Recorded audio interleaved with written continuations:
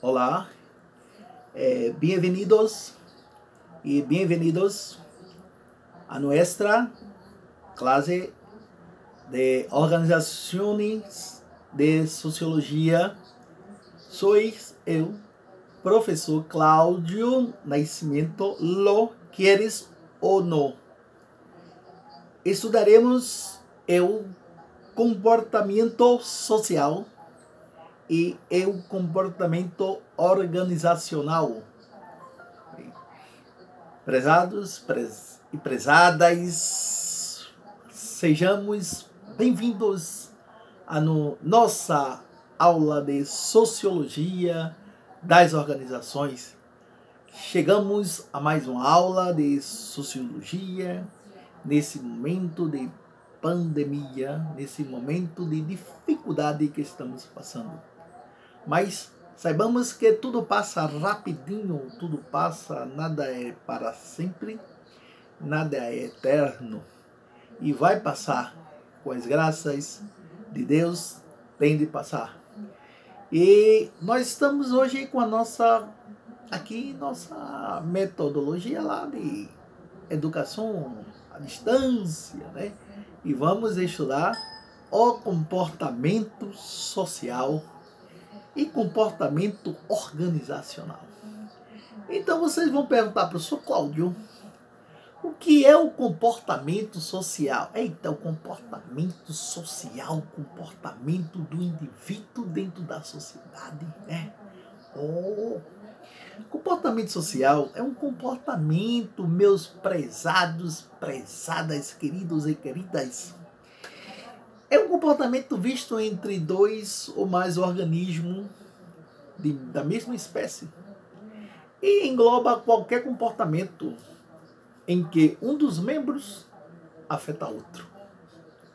Então nós temos um comportamento social dentro da sala de aula, né? Nós temos um comportamento social dentro da empresa, nós temos um comportamento social, dentro das instituições. Então, isto é devido a uma interação. Ou seja, entre esses membros, os grupos que ali estão estabelecidos. Então, o comportamento social pode ser testemunhado, como uma similar troca de bens ou produtos, com a expectativa de, ao dar tal coisa, como receberá algo em troca. Este comportamento, amigos, amigas, pode ser afetado pela qualidade individual ou por fatores ambientais, situacionais, né?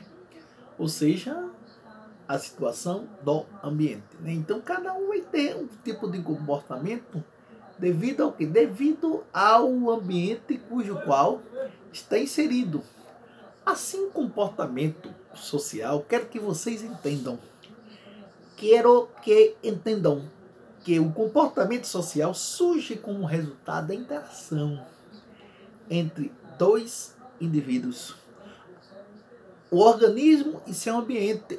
Mas Antônio não tem um comportamento desse lá na comunidade, mas na empresa ele tem, ou vice-versa.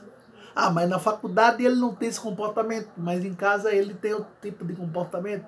Então o ambiente faz com que o indivíduo ele tenha um tipo de comportamento, né? Então isso significa, no que diz respeito a humanos, comportamento social pode ser determinado tanto pelas características individuais, entendam isto, muito importante que vocês entendam isto, de uma pessoa, quanto pela situação em que ela se encontra.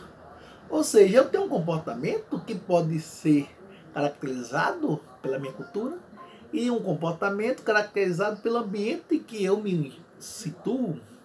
Então, a grande parte do comportamento, eu quero que vocês tenham em mente, social é a comunicação, que é a base, né, da sobrevivência e da reprodução. O comportamento social é dito ser determinado por dois processos, como eu falei anteriormente. diferentes que podem trabalhar juntos ou em lados opostos a outros, né? O modelo de sistema duplos de determinantes reflexivos ou impulsivos do comportamento social surgem da compreensão do comportamento, não do compreensão do comportamento, né, de que não pode apenas ser determinado por um único fator. Ao invés disso, o comportamento surge por aqueles que se comportam conscientemente, onde há uma consciência e intenção, o puro impulso. Então, alguns se comportam de forma consciente e outros se comportam por impulso. É isso.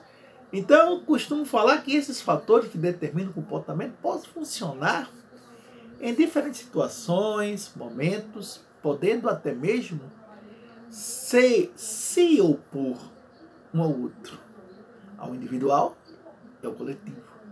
Embora às vezes se possa comportar com um objetivo específico em mente, outras vezes eles podem se comportar sem controle racional, agindo apenas por impulso. Ou seja, as pessoas podem ter consciência do seu comportamento ou podem se comportar por impulso. Isso. Então vocês vão ter, existem também distinções entre diferentes tipos de comportamento social. Está aí no texto de vocês, e vocês vão, na realidade, fazer a leitura, né? Como mudanos versus comportamento social defensivo, né? Comportamento social mudando é resultado da interação no dia a dia, né? E são comportamentos aprendidos quando o indivíduo está exposto a diferentes situações. Pelo outro lado, comportamento defensivo surge a partir do impulso, quando o indivíduo se depara com desejos conflitantes. Então, você vai ter de forma mudana, isso, aprendidos, e outros vocês vão agir por impulso ou situações de conflitos. Então, o comportamento organizacional, ele consiste no estudo sobre o modo como as pessoas, né, ou grupos que compõem uma empresa agem nos seus respectivos locais de trabalho. E como as suas atitudes podem afetar os costumes e condutas, né, que caracterizam a organização. Então, o seu comportamento pode afetar, de uma forma ou de outra, né, a postura dentro da instituição. Além de que existe um comportamento que vai influenciar o seu comportamento. Não é isso? Porque as instituições, elas têm suas normas, regras. Então, qual o estudo do comportamento organizacional? Grande pergunta. Professor Cláudio Nascimento, queres ou não queres? Toma conhecimento aí, garoto. Toma conhecimento aí, pessoal. Toma conhecimento. Vocês querem conhecimento? Então toma conhecimento. Então eu pergunto a vocês, qual o objetivo do estudo do comportamento organizacional? Qual é? Ah, professor, me esqueci. Ah, professor, me lembrei. Então, o comportamento organizacional é o estudo sistemático e a aplicação cuidadosa do conhecimento sobre como as pessoas agem dentro das organizações, como nós agimos dentro das organizações, sejam como indivíduos, seja em grupos. Ele busca identificar as formas, né, pelas quais as pessoas podem agir de maneira mais eficaz. Oh, coisa boa, né? Então, quais são os níveis, Cláudio, do de comportamento organizacional. Aí está aí na apostila de vocês, está aí no texto de vocês, né? Aí vocês vão ter, sua análise é avaliada, né? Em 3 níveis. Ah, quais são? Quais são? Nível individual, onde o perfil do colaborador é levado em conta, bem como sua forma de trabalhar, rendimento e personalidade, né? Nível individual. Nível grupal, né? Que tem como foco de análise e nichos. E departamento que estrutura empresas. Então, eu tenho nível individual, nível grupal e os departamentos que estruturam as empresas. Esses 3 níveis. Ok? Decoraram? Questão de prova, hein? Questão de prova. Vou cobrar, hein? Então, qual é a importância desse comportamento organizacional na empresa? Ah, professor, nos traz a importância do desenvolvimento. Beleza, showzinho aí. A importância do desenvolvimento, do comportamento humano, não é isso? Comportamento humano dentro de quê? Dentro de uma empresa ou organização que busca tratar de forma com exclusividade de seus indivíduos ou dos seus colaboradores, grupos e de toda a sua estrutura, sobre o comportamento dentro das organizações, para que haja atitudes, motivações. E assim promover o que? A interação entre todos, né? Então, existe uma rede. Olha, beleza. Cláudio, que rede é esta? Que rede é esta, meus amigos e amigas? Que rede é esta? Essa rede social, ou rede de papéis, isso, ou papel social, que é o comportamento apresentado, né, pelas pessoas, de acordo com as expectativas já estabelecidas pela sociedade para uma determinada função, o exercício profissional. Então, vocês vão ter um papel, né? Então, papel de gerente, papel de supervisor, papel de coordenador, papel de diretor. Olha, cada um vai ter um papel aí atribuído. Então, podemos considerar que o papel social é também o conjunto. É um conjunto relativamente numeroso, de diversos do que? Papéis que cada membro, cada membro da sociedade desempenha de modo relativamente independente. Então entendam, em seu dia a dia ou ao longo de sua vida, dizemos relativamente independente, porque na sociedade moderna, os papéis desempenhados por um indivíduo tendem a interferir e a influenciar no comportamento desse indivíduo quando desempenhado outros papéis aparentemente não complexos, ou não conexos, né? Então, esses papéis tendem a influenciar. Então, é o caso de um operário que extremamente, esse é um exemplo muito bem dado na apostila de vocês, hein? O caso de um operário que é extremamente cuidadoso e altamente qualificado. Um dia, sofre um acidente de trabalho. Fulano, tão aplicado, tão cuidadoso, sofreu um acidente de trabalho. Examinando esse acidente à luz da razão, podemos constatar que sua cabeça estava em casa, com o filho doente, ou com a esposa demitida, ou com algum outro assunto que fosse mais relevante naquele momento. Então vejamos, então ele estava com situações, com problemas que não eram do trabalho, eram problemas pessoais, né? Então, por isso não basta ao administrador atual saber apenas que o indivíduo é seu empregado,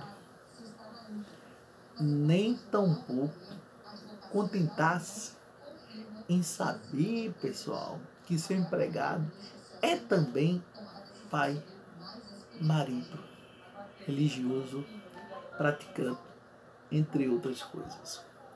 Porque a preocupação da pós-modernidade, ou preocupação moderna hoje no mercado de trabalho, no mercado organizacional, é isso, deverá levar em conta o que? A rede de papéis desse indivíduo e sua grade de desempenho dos outros papéis vividos fora do âmbito exclusivo da organização e em outros segmentos sociais, independente da organização, entendam, a qual está vinculado.